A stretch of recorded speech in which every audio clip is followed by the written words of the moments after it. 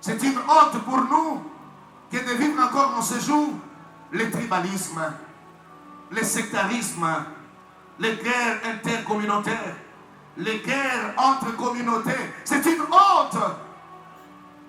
C'est une honte. Nous sommes tous les fils d'un seul ancêtre. Pourquoi nous entretuer? Pourquoi nous diviser? Oui, si nous voulons vivre une paix durable, voici la prise de conscience à prendre. Reconnaissez que nous n'avons pas le droit de nous diviser.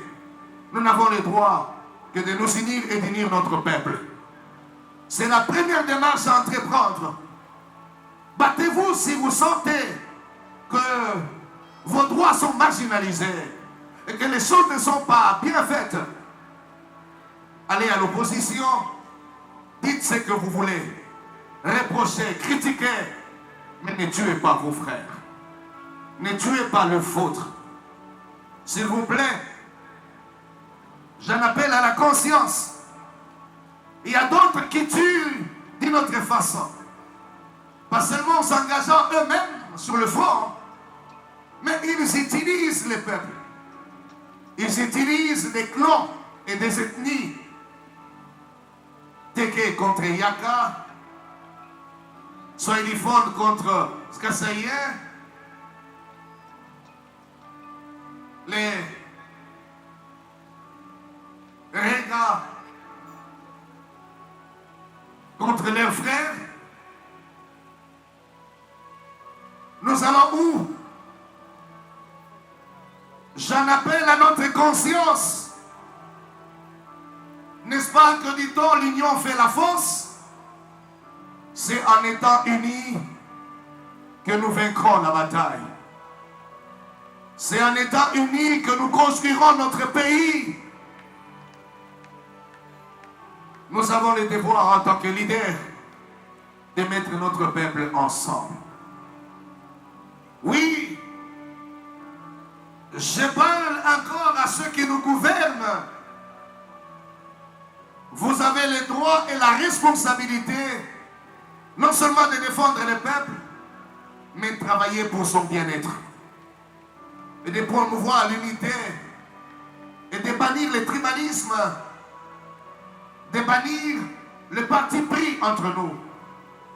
Vivons ensemble, marchons ensemble, mettons-nous ensemble. S'il y a des sujets à se dire, discutons en tant que peuple. Mais la haine n'a pas de place. S'il vous plaît, je parle à tous ceux qui dirigent. Vous avez le devoir d'installer la justice, alors la vraie justice. Oui, je me souviens, l'un de cheval de bataille du programme du président de la République, chef de l'État, M. Félix Antoine Tshisekedi disait: l'objectif est d'atteindre un état de droit. Nous voulons dans ce pays un état de droit. Oui, la justice élève une nation, dit la parole de Dieu que j'exploite. Le jour où on rendra justice à qui des droits et que l'on condamnera les coupables, le Congo prendra de l'envol. Car je le dis à ma propre honte, apparemment il y a de ceux qui commettent des fautes qui sont libres, mais d'autres qui sont innocents se retrouvent en prison. Ce n'est pas ça la justice. Nous prions Dieu pour que les choses soient bien faites. Oui, nous devons travailler en tant que corps. C'est ainsi que nous soulagerons notre peine lorsque la veuve sera mise dans ses droits, même si elle n'a pas un seul dollar pour donner entre les mains du magistrat. C'est comme ça que nous construirons ce pays. Nous prions à tous ceux qui nous dirigent. Ça fait une honte d'entendre jour les jours le détournement de millions et de millions, de millions, de millions d'argent. C'est une honte. Nous ne construirons jamais le pays de cette manière. Si vous voulez construire le pays, apprenez à vous sacrifier pour les autres. Un dirigeant qui puisse pour lui-même n'est pas digne d'être au devant du peuple. Il faut accepter de perdre tes avantages et d'en donner à ceux qui souffrent. Nous saluons également les initiatives du gouvernement qui a visé à l'augmentation du salaire des fonctionnaires, particulièrement nos militaires et nos policiers. Je pense et je rêve que le jour vienne où nos policiers n'auront plus besoin de prendre les 500 francs, les 1000 francs entre les mains de la population, lui rançonnant tous les jours. Le temps vient où ces choses sont en train de voir jour.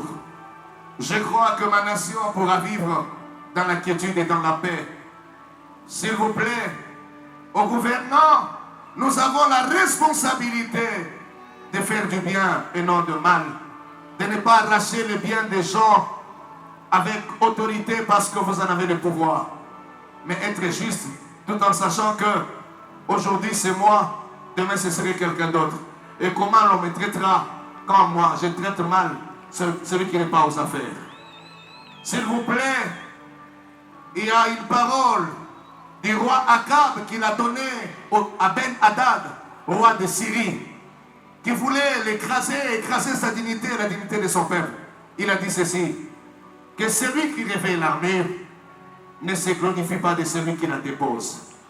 S'il vous plaît, avant vous, il y avait des gens. Après vous, il y aura aussi des gens. Traitez bien les autres et on vous traitera bien à votre tour. Je le dis, en toute vérité, nous avons le droit de construire et non de détruire. J'en appelle à la conscience de tous les prélats. J'en appelle à la conscience de tous ceux qui ont reçu l'apostolat. J'en appelle à la conscience aux serviteurs de Dieu.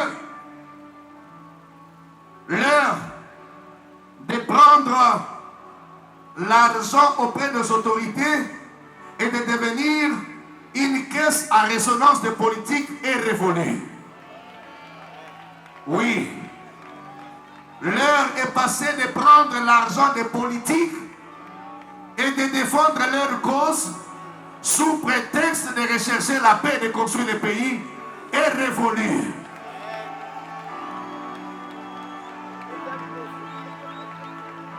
Tous les pasteurs, les évêques, les archevêques, les serviteurs de Dieu, tous mes respects à tous les représentants des confessions religieuses. Partout où vous êtes, permettez-moi de vous le dire. Si réellement dans votre cœur, c'est le souci d'amener la paix dans le pays, alors il faut que votre conscience soit pure.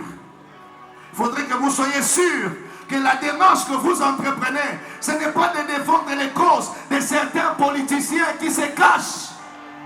Vous devez être sûr que vous ne travaillez pas pour d'autres personnes qui n'aiment pas le pays. Vous devez être sûr avec la Bible que vous tenez, avec les Corans que vous tenez, avec les outils de la divinité que vous tenez, que votre lutte n'est pas corrompue.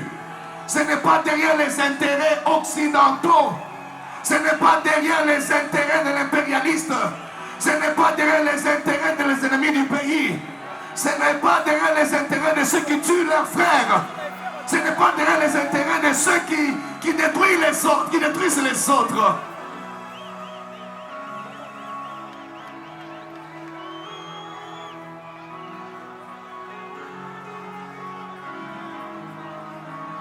Moi, Dodo Kamba Israël, à côté de tous les archevêques, évêques de cure, ensemble avec tous les chefs de plusieurs, de toutes les confessions religieuses de mon pays, nous le disons et nous nous engageons à être des bons côtés de l'histoire. Non, vous n'avez pas compris. J'ai dit, moi, Dodo Kamba Israël, ensemble avec des archevêques de cure, les évêques de cure, ensemble avec des pasteurs, tous les pasteurs des cures et tous les pasteurs qui sont de bonne foi et qui prêchent la vérité, nous nous engageons d'être du bon côté de l'histoire. Nous ne trahirons jamais notre pays. Nous ne trahirons jamais notre peuple. Nous ne trahirons jamais nos institutions. Nous ne trahirons jamais nos lois. Nous ne trahirons jamais la Constitution. Nous ne trahirons jamais. Mais nous travaillerons pour la paix.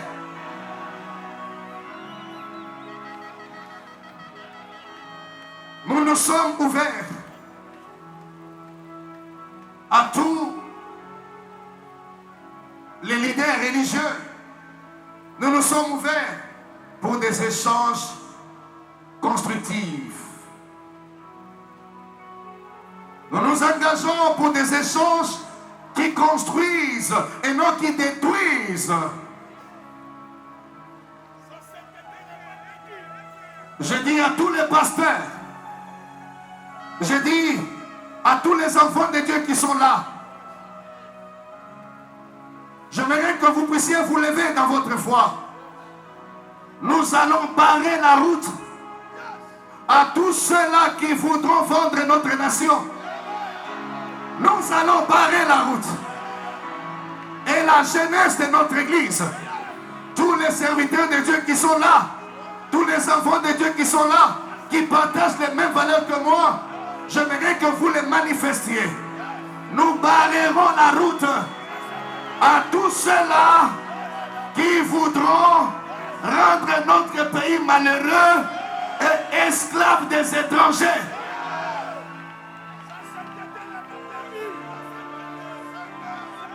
Nous barrerons la route à ceux qui ont des complots et des plans cachés contre notre pays. Mais nous sommes ouverts pour parler et dire rien que la vérité. Nous en appelons à la conscience des autorités. Même quand il arrivera que nous puissions nous asseoir pour parler, quand il arrivera que nous puissions nous réunir pour échanger pour le bien du pays, pour la paix, mais que celui qui a fait du mal soit traité avec justice en tenant compte des lois et règles du pays.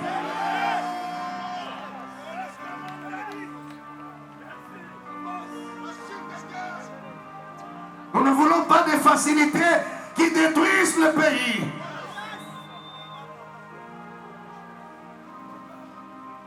Nous en appelons à l'amour, au sens du patriotisme. C'est ce que ma Bible me dit. C'est ce que la parole de Dieu me dit. Je crois aux hommes et aux femmes qui sont là. Vous avez été appelés, non seulement pour prier pour votre pays, mais de le défendre aussi par vos déclarations et votre engagement patriotique.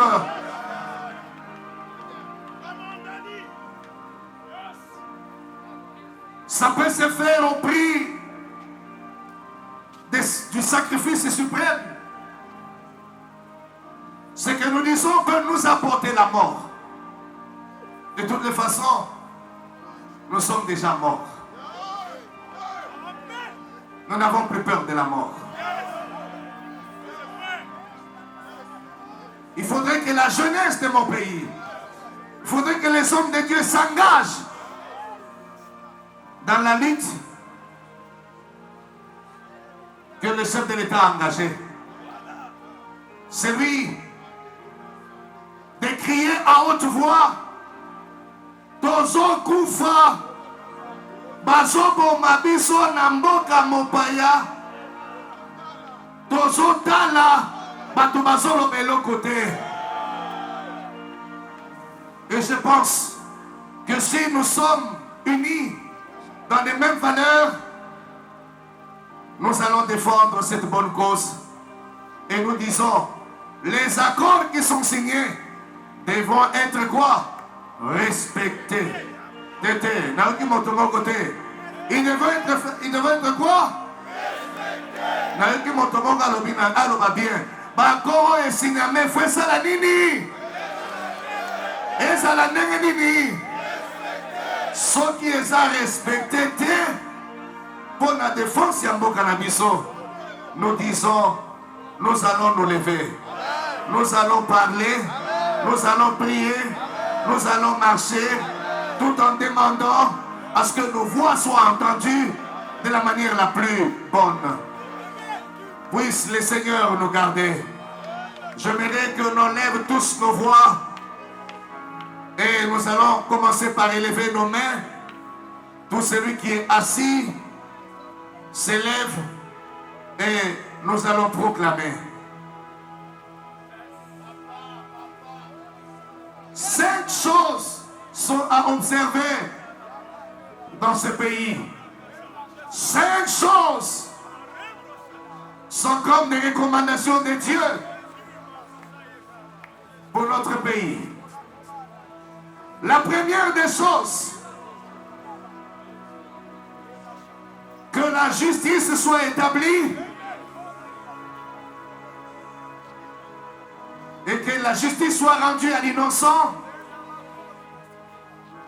et la culpabilité aux coupables. Deuxième des choses, que tous les porteurs des armes ou d'armes dans notre pays, en tant que rebelle, qui osera tuer ses frères,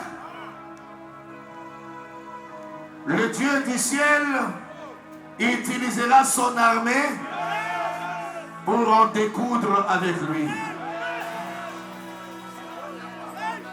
Baissez vos armes, venez, parlons, défendez votre cause.